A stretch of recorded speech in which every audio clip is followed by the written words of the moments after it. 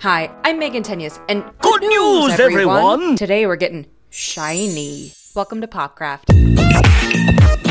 Today for Popcraft, I'm experimenting with a new medium for the very first time, glitter painting, which means a whole lot of glue and a whole lot of loose sparkly glitter. Because today I'm painting Bender from Futurama, and he's gotta be extra shiny. Wipe my shiny metal ass! If you've heard the news or you haven't heard the news, either way you should be excited because Matt Groening, the man who blessed us with Simpsons and Futurama, is coming out with a new animated comedy on August 17th on Netflix called Disenchantment. And this time, instead of modern day or the sci-fi future, Disenchantment is set in the past with all its swordplay and Fantasyland glory. Matt Groening has created some of the most memorable cartoon characters celebrated by kids and adults alike, although I'll admit I was rarely allowed to watch The Simpsons as a kid because of all the adult humor and irresponsible consumption of donuts. But damn it, I'm an adult now who can navigate her own morals and eat as many donuts as she wants. Let's focus back on the subject of today though.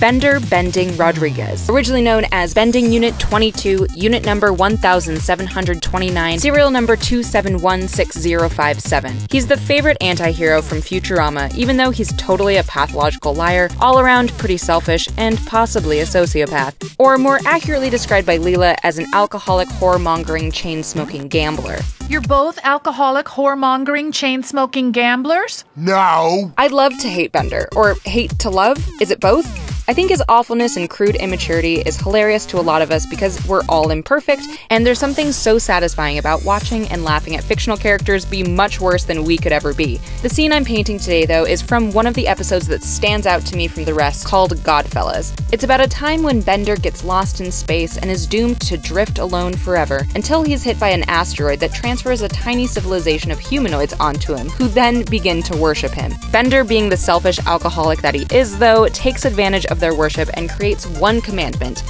God needs booze, and orders them to brew him large quantities of beer. But surprise, surprise, his selfishness actually results in them being maimed from the pollutants of the brewery and suffering from the organized crime the alcohol industry has brought to their community. Bender feels bad, so he tries to grant their prayers of wealth, rain, and sun, but ends up hurting them even more, which is why he refuses to intervene with any more of their problems. But then, the Shrimpkins end up going to atomic war with each other after half of them lose faith in Bender.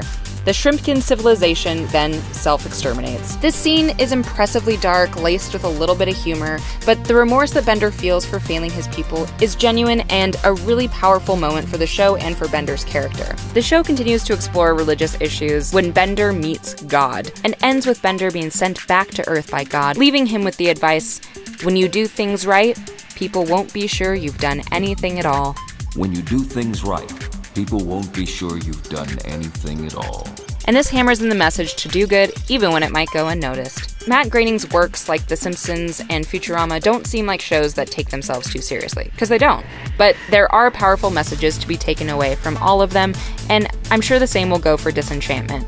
So whether you're already a fan of Matt Groening, or you're a fan of Broad City or The Eric Andre Show, you're bound to super dig this new series set in Dreamland about a heavy-drinking princess named Bean, her spunky elf sidekick Elfo, and her personal demon Lucy. Thanks for watching this episode of Popcraft. What's your favorite Matt Groening work? Leave us a comment and let us know. And follow Gamma Ray on YouTube, Facebook, Twitter, Twitch, and Instagram, and we'll see you next week. Goodbye!